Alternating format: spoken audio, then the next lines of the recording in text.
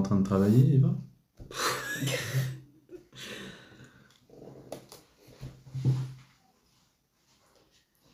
Ouais. Je vois que c'est la fatigue qui est là. Hein. Ouais, un peu. Ouais. Ouais. Salut, c'est Spidey. Mais non. Salut les dégressifs. Bienvenue dans ce nouvel épisode de digression. On le sait pourtant. Hein. Ouais. Là, j'ai rien vu venir. Comme des bleus. Mais oui. Et ce soir, je suis en compagnie de deux charmantes dames. Charmante, oui. Et oui, nous sommes trois ce soir. Il n'y a pas notre acolyte habituel Nico. Mais quel dommage. Oh, on n'a pas notre sniper. On n'a pas notre sniper. Ça va nous manquer, ça, je crois. Hein. Bah, il va falloir faire des étincelles. Hein. Oh, punaise. On est mal. Hein. Je viens de m'apercevoir d'un truc quand même. Oui. C'est que je n'ai pas noté la phrase exacte du thème. Oh là Donc, là. alors, je vais quand même commencer normalement. Donc, je suis en compagnie d'Eva. Oui, bonjour tout le monde. Et de Marilyn. Salut. donc, comme je disais, je n'ai pas noté le thème d'aujourd'hui.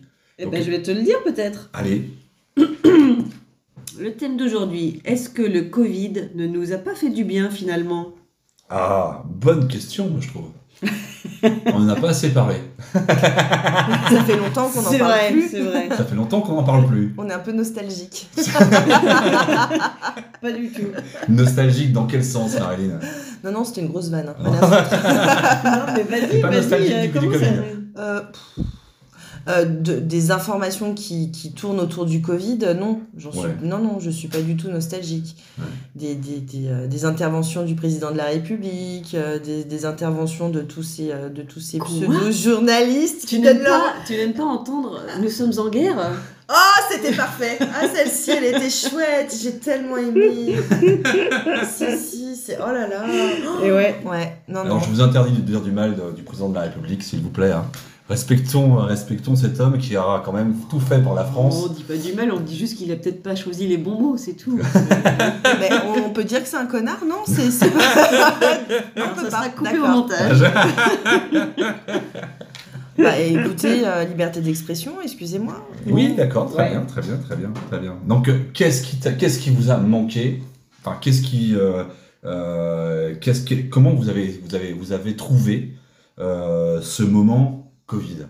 Mais c'est pas la question, je crois. Si, mais moi, C'est pas grave. moi, je la change un peu. Moi, j'ai trouvé ça cool, le confinement, d'aller bosser un jour sur deux, en étant payé pour ma part, c'était cool.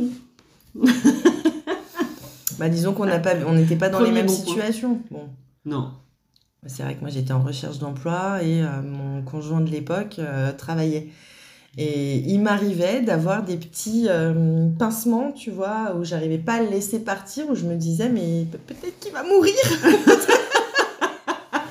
Mais c'était tellement angoissant, c'était tellement... Et tous les matins, on se gobait 1 heure et demie de France Inter en se préparant. Et le week-end, on se tapait des 4 heures de France Inter le matin au petit-déj. Mais quelle bonne idée.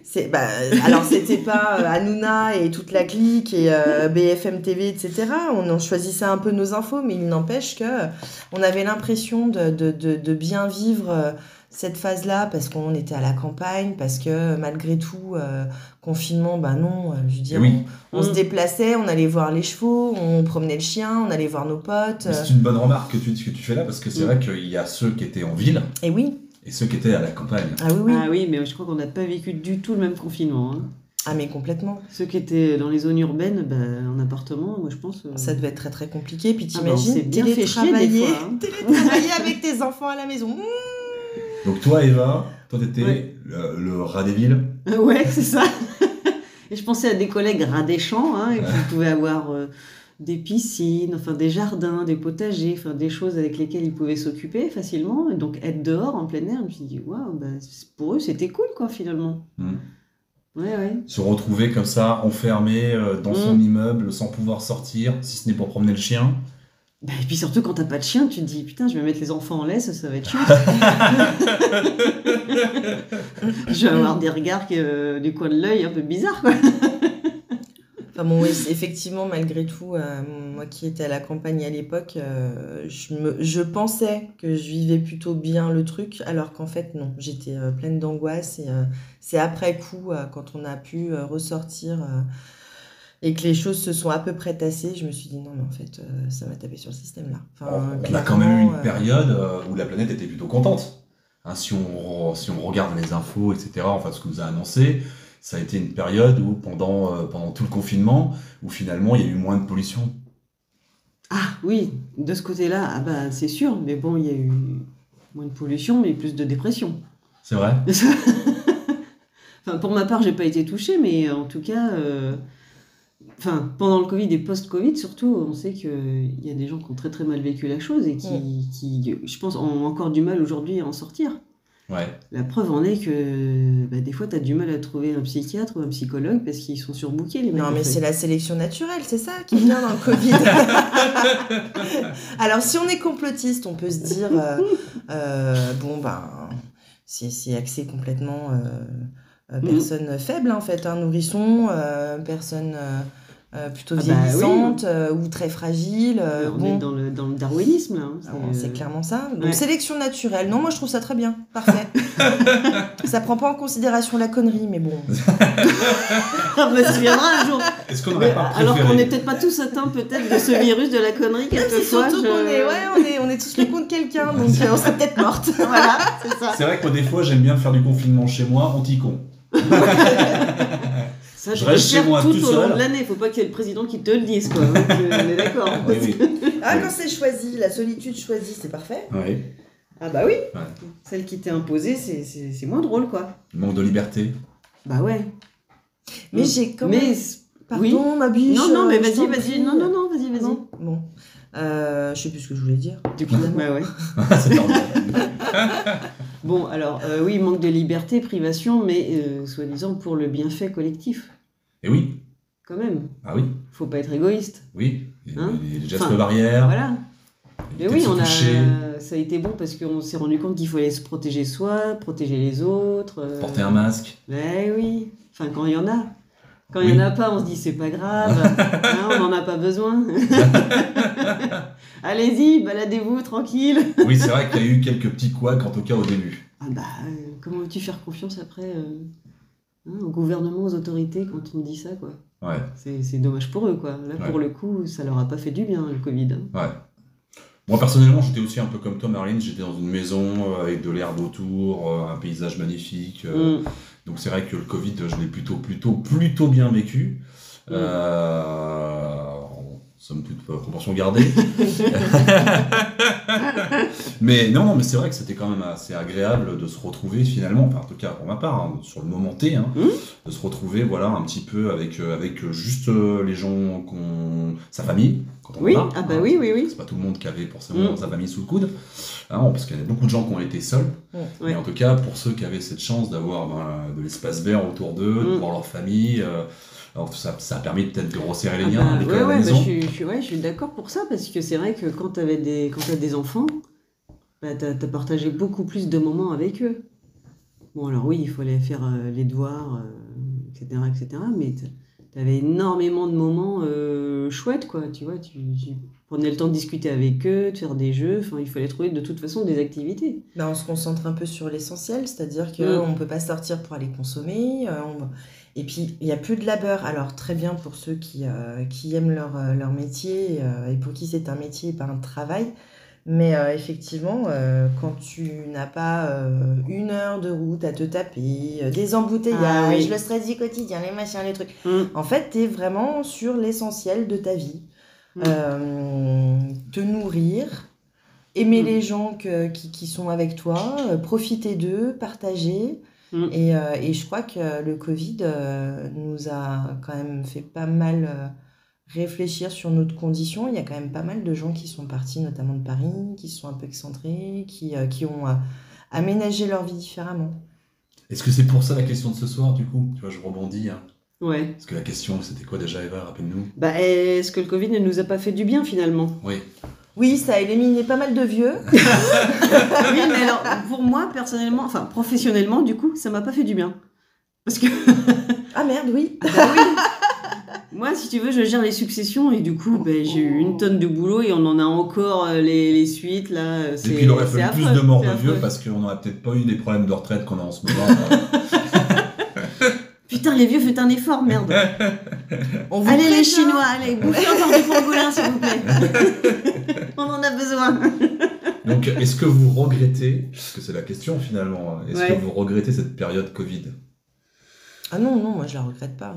Non. Ah non, je regrette pas la période Covid. Moi, ce que j'aime, c'est me dire que potentiellement, on a une petite prise de conscience en tant que citoyen du monde sur qui on est, comment on veut évoluer, comment on veut se poster face à la vie, comment on veut articuler, donner du sens à notre existence, etc. Comment on veut aimer les gens, voilà. Est-ce que c'est vraiment le cas, je vais faire l'avocat du diable, encore une fois, mais est-ce qu'on n'a pas l'impression que maintenant on est revenu à l'état initial, c'est-à-dire on reconsomme, on utilise sa voiture, on retourne travailler oui, justement, est-ce qu'on n'a pas oublié ça ? Je voulais rebondir là-dessus. Moi, j'ai trouvé un peu que c'était éphémère, en fait. Cette notion de dire, je vais prendre soin de moi, etc., machin, je vais moins consommer, parce que je me suis rendu compte que pendant le confinement, j'ai fait sacrément des économies, etc. Et je pensais que moi-même, j'allais réagir comme ça. Mais en fait, il n'en est rien, quoi. J'ai repris ma vie d'avant, quoi. Mais après, moins consommer, oui et non, c'est peut-être consommer différemment. Pas pour ma part. J'ai pas l'impression que ça m'a touché plus que ça et j'ai pris conscience de ça. Si, sur le moment, oui. Je me suis dit, je consomme trop, je fais trop de choses inutiles, trop d'excès dans ci, dans ça, mais finalement, le naturel est revenu au galop, en fait. Donc on peut dire que finalement, c'est ça qu'on regrette dans la période du Covid, c'est-à-dire que ce moment de pause, où on a arrêté de courir dans tous les sens, on a arrêté, si je dis des bêtises, on a arrêté de consommer, on a fait du bien à la planète. Oui, finalement, c'est ça. Et on s'est posé des questions, c'est ce que tu disais, Marie. Oui, il y a plein de reconversions, il y a plein de... Après, il faut regarder les chiffres, mais... on n'est pas dans un... On fait pas de chiffres. Non, mais je veux dire, on peut prendre un peu plus de recul que nos trois petites gueules. Voilà, c'est ce que je veux dire. Et si on regarde un peu ce qui se passe, il y a énormément de quarantenaires qui... notamment les cadres, les jeunes cadres dynamiques. 40 ans, ils en font partie ou pas encore? On dit quadragénaire, mais c'est pas grave. J'ai dit quoi? Quarantenaire. Oui, ça va très bien aussi. C'est français aussi. Moi, j'ai l'impression pour... J'ai pas fini du coup ma phrase. Excuse-moi. Mais qui effectivement se reconvertissent et qui pour certains sont ingés ou DRH dans des grosses structures et qui se retrouvent à faire des formations pour être boulanger dans le trou du Larzac et c'est parfait. Oui, ils ont eu une prise de conscience, ils ont fait le bilan de leur vie, ils se sont dit c'est pas ça ma vie, c'est pas ça que je veux faire. Non. Alors moi, je vais aller abonder dans ton sens. Moi, j'ai plutôt, et on a un insistance sur un point. J'ai autour de moi en fait pas mal de gens où j'ai l'impression en fait que le travail, c'est devenu secondaire aujourd'hui. C'est-à-dire que la prise de conscience, se retrouver chez soi seul, parfois, souvent, on se pose des questions sur son existence, sur sa vie, c'est vraiment très philosophique pour le coup, et on se dit, est-ce que finalement le métro, boulot, dodo, l'expression qu'on aime bien entendre, est-ce que c'est bien ça la vie? C'est pas ça la vie. Est-ce que le travail est resté la valeur, pardon, je digresse, est-ce que le travail est aujourd'hui toujours une valeur essentielle dans notre existence? Mais le travail est une valeur essentielle pour les générations de nos parents et ça tend à se polir, à se déliter avec les générations qui arrivent. Mais effectivement, on n'aborde plus le travail de la même façon. Donc finalement... Et c'est tant mieux. Oui. Je pense. Je crois aussi. Après, il y a des choses qui sont franco-françaises, notamment le management, on est vraiment des branques. Voilà. Et aujourd'hui, les nouvelles générations ne veulent plus travailler dans les mêmes conditions que les conditions qu'on a pu accepter, nous. Et c'est tant mieux. Donc du coup, on regrette un peu cette période Covid, puisque au moins, on n'était pas des acharnés du travail. Bah ouais, carrément. Hein. Moi, je trouve qu'on s'est rendu... Enfin, pour ma part, en tout cas, ça me faisait pas mal au cul de pas aller bosser, quoi. Peut-être le salaire à la fin du mois, peut-être. Oui, non, mais c'est sûr, évidemment. Mais évidemment, je pense aussi, voilà, à toutes ces personnes qui étaient seules, qui se sont dit, bah, je vais perdre mon job, qu'est-ce que je vais faire après? Enfin, ça doit être affreux pour ces personnes-là. Les sociétés aussi, les intermittents ont pris, les restaurateurs ont pris, les bars ont pris. Enfin, ça a été le tourisme, ça a été l'enfer. Enfin, ça a été un peu la banqueroute quand même. Malgré le quoi qu'il en coûte. Économiquement, le quoi qu'il en coûte. Bon. Non, puis c'est une catastrophe aussi au niveau médical, enfin en tout cas pour le système français. Oui. On s'est rendu compte que... On n'avait pas de vaccin. On n'avait pas de masque, on n'avait pas de vaccin. Non, puis qu'on n'était pas capable de faire face à ce genre de pandémie, quoi. Et on maltraitait nos soignants. C'est parce que c'est aussi une situation extraordinaire. On les a applaudis. Excuse-moi, ça paye les factures, les applaudissements. Ouais, bon, alors... Oui, c'est vrai qu'ils ont souffert, les soignons, ils ont redoublé. L'enfer. Eux, ils ont travaillé pour le coup. Oui, eux, ils se sont pas arrêtés de bosser, c'est clair. Ouais. Donc on peut déjà se féliciter de ça, parce que c'est vrai que ça a été certainement une période très très dure, mais finalement s'il n'y avait pas eu eux pour gérer la crise, plus que nos dirigeants, ça aurait peut-être été encore plus catastrophique. Oui, certainement. Mais encore aujourd'hui, il y a des efforts à faire, manifestement, quoi. Oui, ça a mis le point sur les lacunes, sur les choses. Oui. Mais est-ce qu'on en a pris conscience de ça, vraiment ? On en avait déjà conscience avant, mais depuis le Covid, il faut quand même se dire que pendant le Covid, il y a quand même des personnes qui sont mortes parce qu'ils n'ont pas pu avoir accès aux soins, parce que le Covid était prioritaire en France en 2020. Donc le Covid a occulté les autres maladies ? Complètement. De toute façon, il n'y a pas assez de lits. Ouais. Ah ben on les fout par terre. Mais bien évidemment. Oh là là, personne n'a jamais bivouaqué dans sa vie, putain. C'est pour ça, effectivement, le Covid, il n'y a pas que le Covid. Le Covid n'est pas forcément la sélection naturelle. Il y a d'autres biais. Il y a d'autres biais. Et effectivement, toutes les personnes qui étaient... Les moyens humains, médicaux, voilà, tout le matériel et l'humain, dont on n'a pas suffisamment. Et avant de conclure, on sait par qu'on va conclure, mais Duce. Qui dit que tu vas conclure d'ailleurs? Sur un malentendu. Enfin bref, non mais juste avant, oui, un petit peu. Juste avant de conclure, est-ce que vous regrettez cette période Covid? Je répète encore une fois.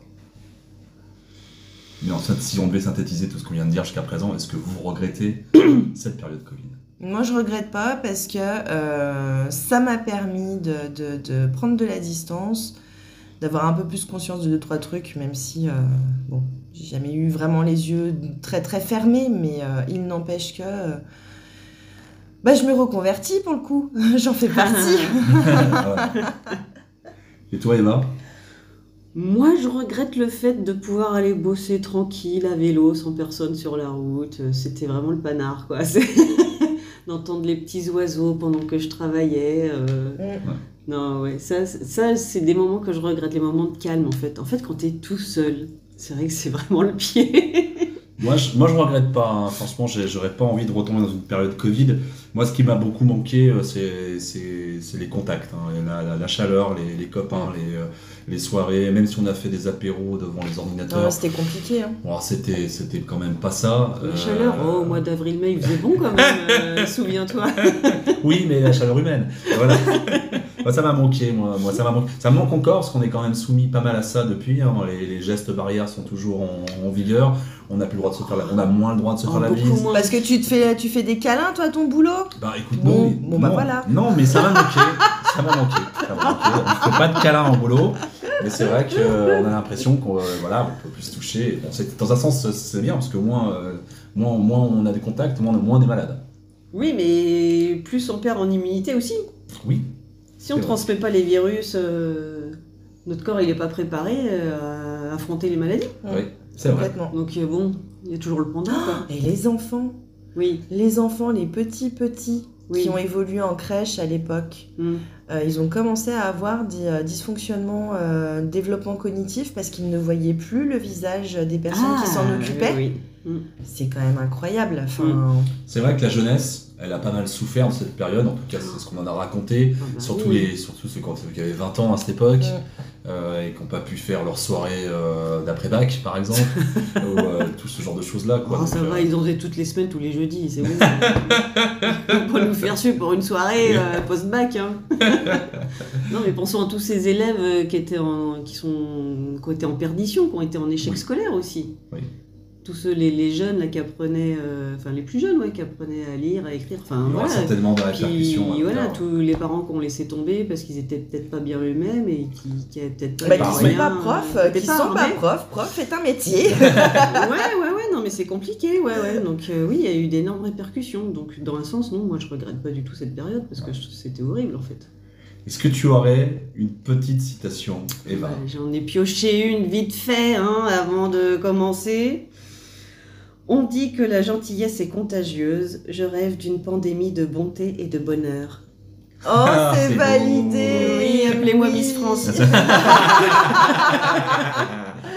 Et donc c'est un enseignant pour le coup et écrivain qui s'appelle Faudil Bensefia qui a eu cette phrase. Eh ben, quelle belle phrase. Merci Faudil. Merci Faudil. Voilà. Complètement. Un dernier mot ? Il est liberté. Athée, Hein ? Il est athée, Faudil ? Pardon. Ok. Bon, je vais dire virus, du coup. Ouais. Vous avez pas compris mon jeu de mots. Non. C'est pas grave. Ouais, les éditeurs l'auront compris, ils feront des commentaires. Oui, bien sûr. Non, mais ce sera coupé au montage. Et sans non, il y aura des petits pouces. Non, parce qu'en vrai, ma blague, elle est hyper drôle, sauf que vous n'avez rien pané. Donc, je déteste ça. Tu sais, moi, j'ai été longtemps confinée. Il y a plein de choses que j'ai oubliées, occultées. Le cerveau a moins bien fonctionné. Voilà. Ton dernier mot, Marilyn. Amour. Oui. Et ben moi, je dirais. Vas-y. Je sais pas.